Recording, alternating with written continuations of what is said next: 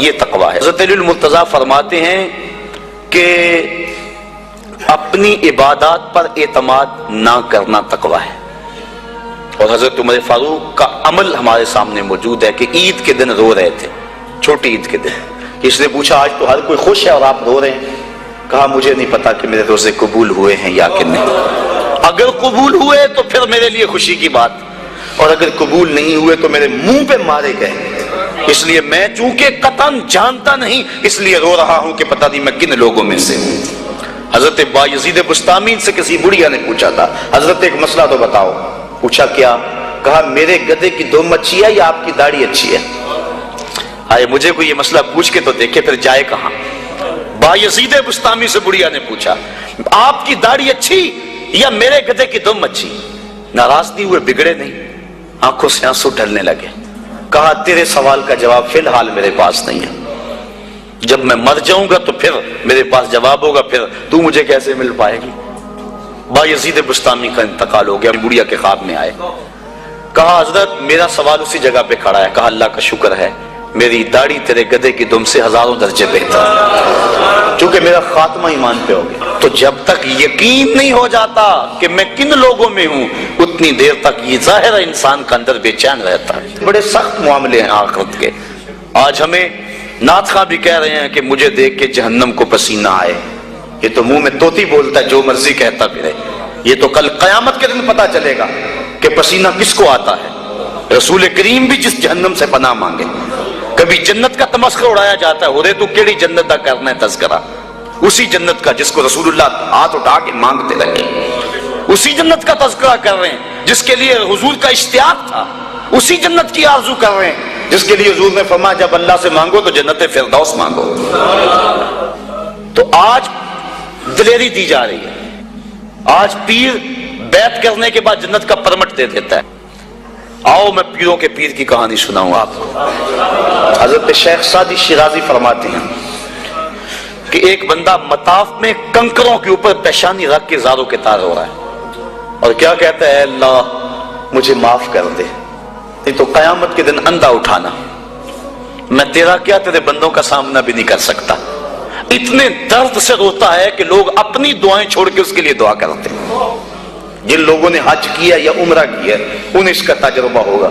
کچھ لوگ اتنے درد سے روتے ہیں کہ بندہ اپنی دعائیں بھول کے ان کے لیے لگ جاتا ہے۔ مجھے تو جس سال جانا نصیب ہوا تھا تو ان دنوں کے اندر فلسطین کی جنگ پورے زور پہ تھی اور کعبۃ اللہ کی غربی دیوار کے ساتھ فلسطین کے مرد و زن لپٹ کے رویا کرتے تھے، اور جب وہاں ہمارا چکر آتا تھا تو اس وقت طوطے اڑ جاتے اور اپنی دعائیں بھول جاتی اور اللہ کی بارگاہ میں عرض کرتے مالک فلسطین کو آزادی دے دے۔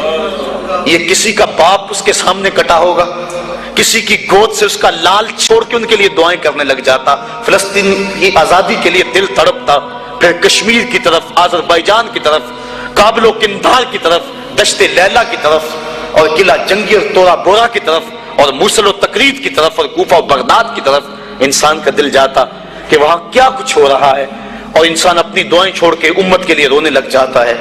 تو وہ اتنے درد سے روتا ہے کہ لوگ اپنی دعائیں چھوڑ کے اس کے لیے کہتے ہیں یا اللہ اس بیچارے کو معاف کر دے۔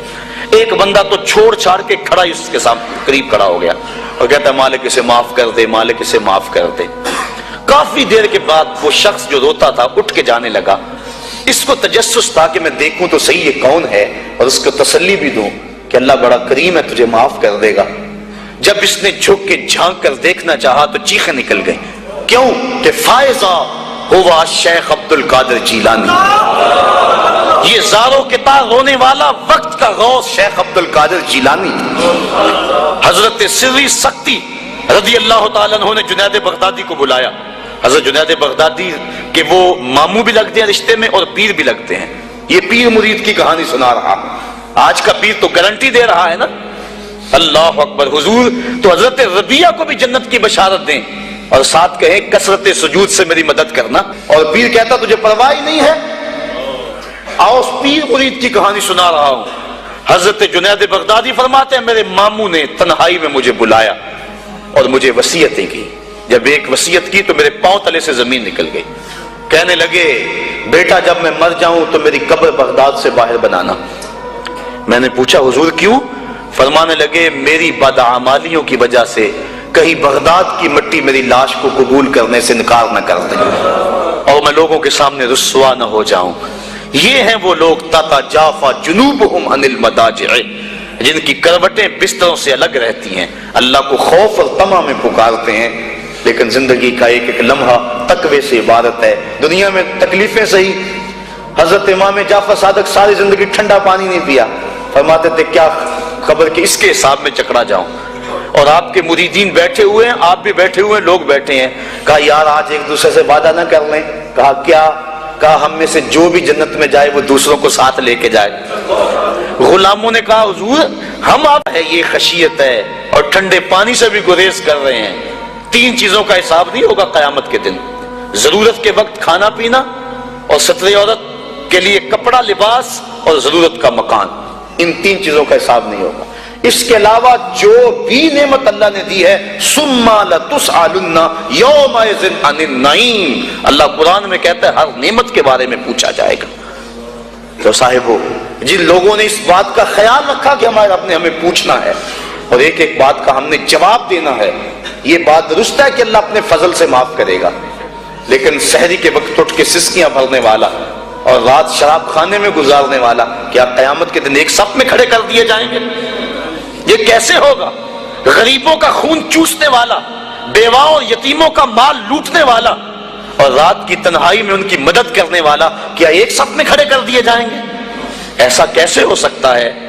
تو صاحب وہ تقویٰ ہے کہ انسان اپنی زندگی کے ایک ایک قدم کو بچا بچا کے رکھے کہ میں اللہ کی ناراضگی سے بچ جاؤں، اور دنیا کو اس نے مشکلات میں ڈال دیا۔ آج کہتے ہیں دین پہ عمل کرنا بڑا مشکل ہے، جو بندہ دین پہ عمل کرنا چاہتا ہے اللہ قرآن میں سورۃ الاعلیٰ میں فرماتا ہے مشکل نہیں، ہم اس کے لیے آسان بنا دیتے ہیں۔ چلو لوگوں کے لیے مشکل ہی صحیح، لیکن اس نے مشکل میں یہ زندگی کاٹ لی، اور دنیا ہے بھی، دنیا سجن المومن، مومن کے لیے ہے بھی قید خانہ، لیکن جب قید سے چھوٹا پھر کیا ہوا؟